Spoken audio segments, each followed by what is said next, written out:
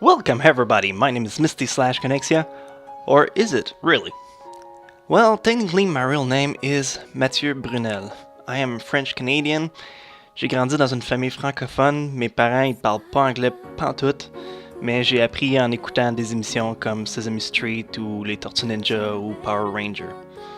Now, I decided to make this video because you guys know pretty much what I do in my life making YouTube video, but you don't really know my background, where I come from, where I grew up, and my personal life really. And it's not really a secret, it's just that I never got around to actually talk about it, and I felt like this was kind of missing because I know I'm like this super guy that talks about anime, but really I'm just a casual guy, and I would like to show you that while yeah, I think I'm a cool and fun people to hang with, I'm really just like you guys. I grew up from nothing and I made it up at the top with basically nothing else than just me being hard at work. And it might turn into a sappy video where I just talk about myself for several minutes because I like to hear the sound of my own voice, but also because I think I kind of owe it to you to tell you more about me, because you know there's a lot of YouTuber out there. I don't want to really give name, but they do their stuff, and it's not that they're not invested in their fan base, but they kind of want to make a line and separate it, and I don't really want to have that. So I kind of want to talk about what everything brought me up to what you guys are having, like explain a lot of inside jokes that I have on my channel and a lot of stuff like that. So the first thing I want to cover, this is the original Mr. Duckling. I got this teddy bear, well it's more plushy, more teddy duck. Anyway, I got that when my mom was pregnant, and when she delivered me, she had a brother. And he came around and saw me the first day that I was born, and he gave me Mr. Duckling. However, 3 days after, he suicided. So he killed himself. And that was really hard on my mom and my whole family. So this is kind of a memento. I like to think that he was waiting for me to be born so he could actually give me that before he went ahead and do his deed. But yeah, so that's why it's such an important thing in my life, and it's also why I've kept it for like I'm going to be 27 soon, so I still have it, and it's on the side of my bed, and I just keep it as an emotional value plushie thing, Bob. Now, before it gets way more sappier, I kind of want to talk a little bit more about my real background, where I grew up.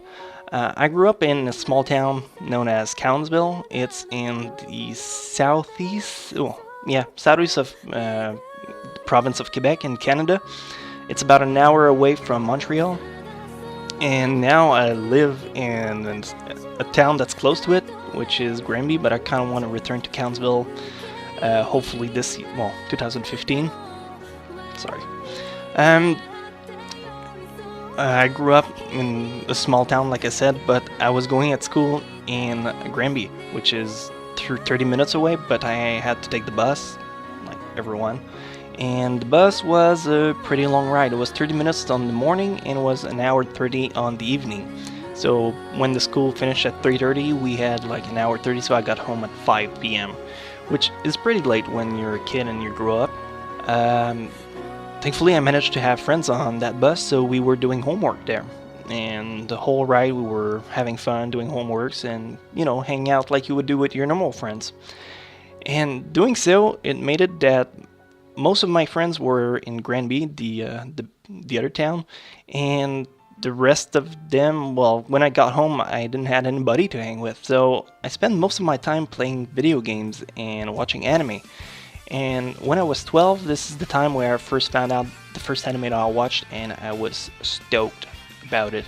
Was Cardcaptor Sakura, which most of you probably have heard me talk about it.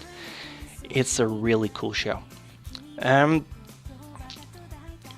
After I grew up, I went into school, well, a higher division of school, and it was the I didn't really know where I wanted to go at first. So when we have a different school system than you guys have in the rest of the world, because yeah, Quebec, we are original.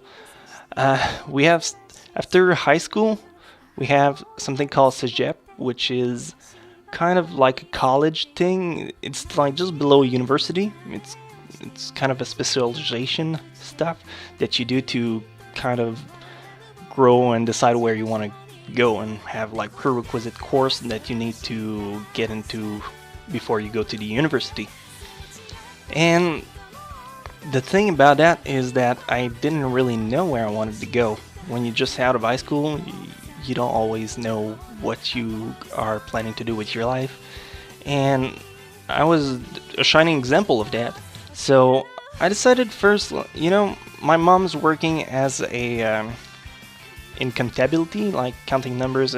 She was working, well, she is still working for an hospital with the money section, like she count the money and pay stuff, and So I was like, you know what? Why not go into marketing? That could be fun. So I did about a year in there, and I eventually came up to the realization that I didn't really enjoy numbers at all. Especially, it's kind of ironic since my name is Math, but I didn't really enjoy that. So I decided to not take a break, but change branches. So I went and did all like the basic course that you need to have for university. So French, which is primary in French Canada. Sorry. And then I did like philosophy. What was there also? Yeah, it's been 7 years. I don't really recall. Anyway, basic courses that I did, and I did that for a year. I biology and boring stuff. So when there was also chemistry and physics in there. So basically, when I was done with that year, I decided to go in movie section of studies. So I did 2 years in movie making, and this is where I met Jessica for the first time, which is my girlfriend that I have at the moment. That was around 2009, 2010, around this time. And basically, we kind of hit it off at first, but that was towards the end of the year of my study, and after that I went to university, so we kind of split part there. And I did a year at university in, again, that was movie making. So I did that for about a year, where I learned like editing stuff, and it was really fun. But the industry was really harsh on people, so I didn't really want to stick through that, because I'm more of a inside guy. Not really. Well, I like to go outside and play sports and stuff like that, but for a job, I don't like to depends on the weather stuff, so this is not something I was really hoping to get into. So I went back from Montreal, where I studied for a year, and I went back to Cowansville, where I lived with my parents for another year, where I was working at IBM Canada, which is a company that makes computer chips. So I was working for them about a year, and that's when I came up to a realization that, I've played video games for my whole life, so if there's something I know, it's definitely video games. And let's be honest, I'm more of an artistic guy than manual labor one, so I was like, what if I put both of them together and make my job that thing that I love so much?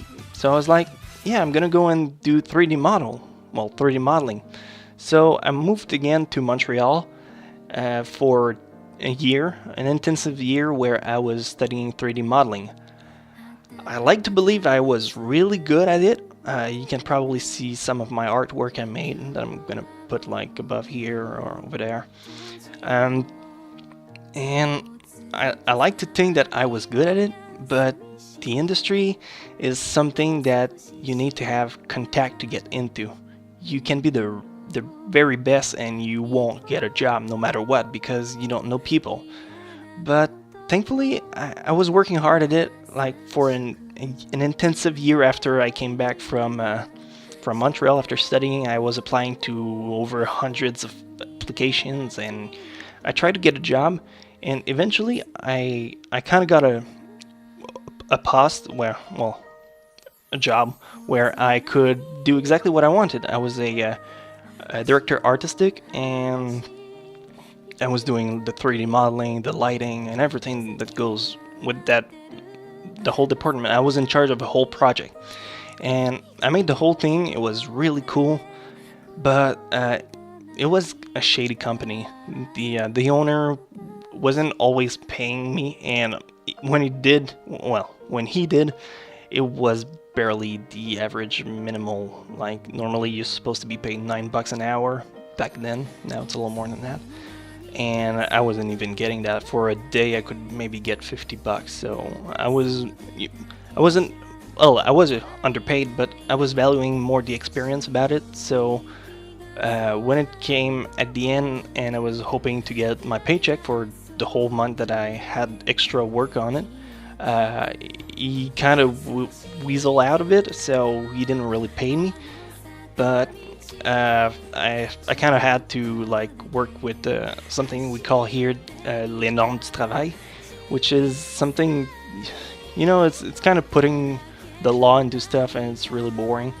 So I don't want to talk too much about it. But from that point onward, it kind of tarnished my name in the industry, so I couldn't really get back into it. So I was poor. I was really poor.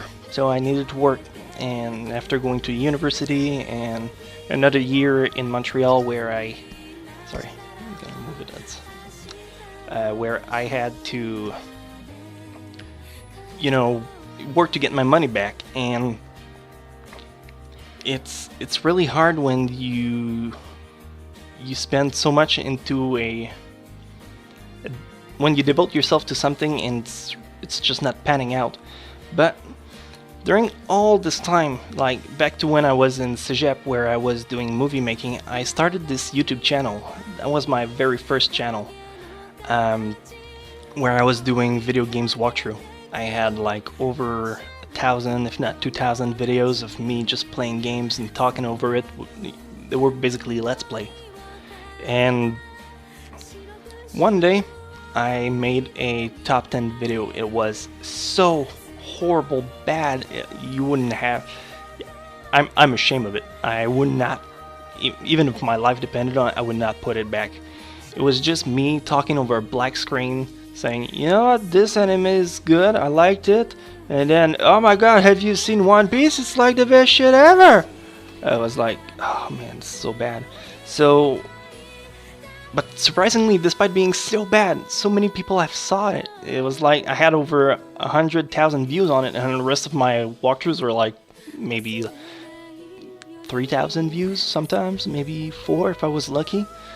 And you know, through all the 4 years where I had the game walkthroughs, where I was talking over, well, Let's Plays and stuff like that, I had like 4,000 subscribers. I was ecstatic. I was like, oh my god, I got 4,000 people, that's so fucking cool. I was like, and I was keeping doing video for these people, which probably don't even know that I have this channel right now. But you know what, I had fun, and that was the reason why I kept doing it, because so many people enjoyed my goofy commentary over the games and everything. But when I made that bad video about anime, so many people got into it. So I was like, you know what, why don't I try just to make more anime stuff instead? So I kind of put the anime on the downside, and I started, well no, the video games on the downside, and I started doing anime instead. And it blew out of proportion. Like within less than 4 months, I had double my subscriptions. Like I had nearly 10,000 subscribers, which was really good, because while my videos were better than the first one I originally made, they were still pretty bad. Sorry. And eventually, because I didn't know YouTube as I do right now, copyright got imprinted in my videos, and basically it ended up with closing my channel. I was heartbroken. Like, you have over 2,000 videos, and in a flash it just goes away and you don't see it back. And I was really about to give up. I'm like, you know what, I'm probably done with YouTube. So for 2 or 3 months, I didn't do YouTube. I was like, you know what? What's the point? If I just start doing it again, it's just gonna get copyright and shut down again. But Jessica, which by the way, I've met back when I was in Montreal when I was studying 3D modeling. We started seeing each other again, and during the weekend she was coming down from Montreal to Cowansville to spend the weekend with me, and we started dating and everything, and it was really nice. But she kept believing in me, and she saw that I really enjoyed making these videos, so she said, you know what, why don't you give it another shot, and this time just be more careful. And that's what I did. I made a second channel, and I started working on it and having more better placement stuff, and you know, just being more careful at first, and it kind of worked. So at one point I was like, you know what, how about I get a partnership deal? I know it's not a lot of money, but you know, it's best to have a little something than none of something. So I was like, why not get a partnership? So I contacted this company called Voltra, which if you are into getting a partnership, do not go with them. Because normally partnership as it goes is if you get a copyright, well, if you get 3 copyright claims, your channel go down. But if you get 1 copyright claim and take it off, then it's like nothing ever happened. However, Voltra, they're like, oh, you got a claim? Well, then that's not of your stuff, so the partnership is done, but we don't tell you. Instead, we're just gonna take the money you make and we're gonna keep it for ourselves. So for about 2 months, they were keeping the money, and when I got to the time where like, yo, can I have my share of the stuff? And they'll be like, no, you got a claim, you can't have that. So it's like, oh, is that so? Well, fuck you guys, you just made a giant mistakes, and I'm gonna do my stuff with somebody else. So that was the time when I didn't shut down my channel. I decided to take all my stuff and move it to this channel, the one you're seeing right now. This was technically my 3rd channel. And when I made this one, I had originally 40 or 50,000 subscribers when I decided to cut my bound with Voltra. And I was like, oh, well, sorry guys, I know you kind of all went through the trouble to subscribe to this channel, but I'm just gonna move my stuff to this new one that I made. And that's when I got a partnership from the get-go with a company called Zoom TV. And from that point onward, a lot of people, not everyone, like out of the 40,000 people who were subscribed to the second channel, 10,000 or so originally made the move at the first day. So I lost like 30,000 people, but maybe they got back to me, so I don't really know. However, for all the people that decided to make the move, I was eternally grateful, because I don't know if you really see the jump it made, but from the moment on April, late April, early May, is when I started this 3rd channel, and if you can see it right now, it's near 400,000 subscribers.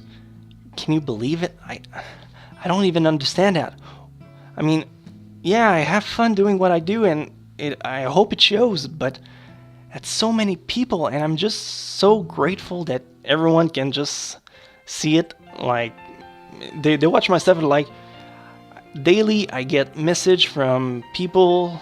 Sometimes it's teenagers and like preteens that write to me, and they're like, oh, I was having trouble in school, a lot of people were bullying me, but then I started watching anime and it changed my whole life. And I'm very touched. It's like, me, this guy, this lonesome guy with a bunch of poster around, and just like talk about, yo, you should watch this, it's really cool. And people are like, yeah, it is. And I'm like, really? But no, seriously, it's hard to put in words, but really I'm so fond of everyone. That's why I spend like so much time replying to comments and everyone. I have just such a great time with the fan base of everything. And like every subject, there's always people that are extremist about something, and that was something I kind of, again, I don't want to put names on people because I know not everyone is like that, but there's so many extremist people when you get to anime content, especially on YouTube. There's like, oh, you don't know about Attack on Titan? What, are you fucking stupid? And they start a war about something so casual when there's people that are like in their 30s and they want to get into anime and they don't know about it. They're newcomers, like every other topics. Like if you go to a Marvel convention and you're like, who's that Spider-Man guy? They'll be like, oh, how dare you? You don't know Spider-Man? He's like as cool as Deadpool. I'm like, dude, you just want to know, and you ruin every taste he wanted to get into it by being such a jerk to him. I mean, come on, people just want to have fun, and that's what I aim to do with my channel. It's like, not everyone knows about stuff, and I know that. I mean, I'm very knowledgeable about anime content, and it's like, I've seen over 100, no, not 100,000, but 1,000 or 2,000 anime, and there's people like, oh, you should see that, it's cool. And I was like, yeah, I saw it. It was okay, but have you seen this one instead? It's like, and they're like, oh no, I don't really know about stuff. And I'm like, sure, I'll talk to you through it. It's a lot of people that are newcomers that tries to get into it, and because a lot of people, not everyone, as I said, not everyone, but a lot of people are jerks about it, and it's such a shame. And I think this is what makes my channel so different, is that I value the newcomers so much. It's a lot of people just want to learn new stuff, and when you're kind of a prick about it, you sound like a douche, and that kind of affects your reputation about it. But anyway, something else that I'm straying way too much. Something else that happened in my life that had a real meaning. Give me a second, I'm just gonna take it. I swear it's water, it's not gin.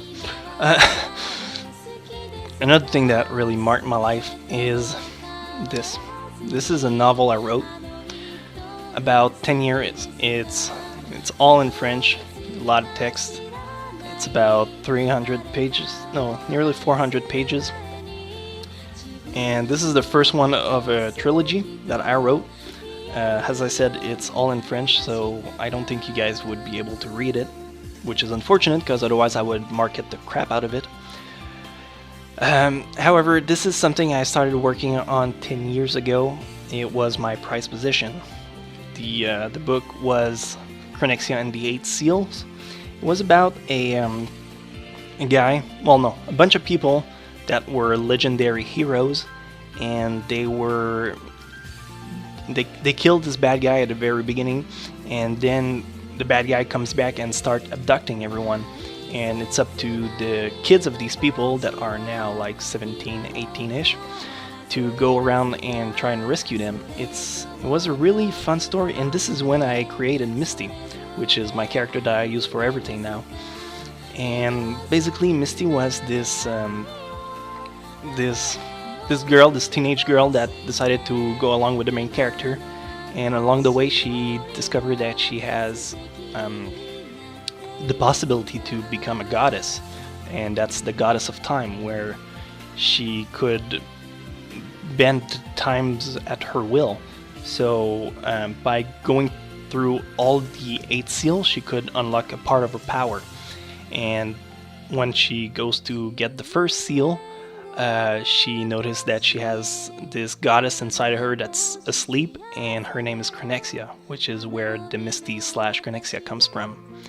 And from that point onward, these characters kind of stick through me because they were my prized possession, and I made them up from nothing, and I was really fond of these.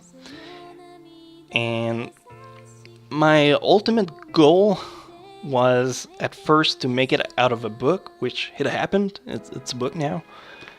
But it's such a good story. Like, I worked 10 years on it.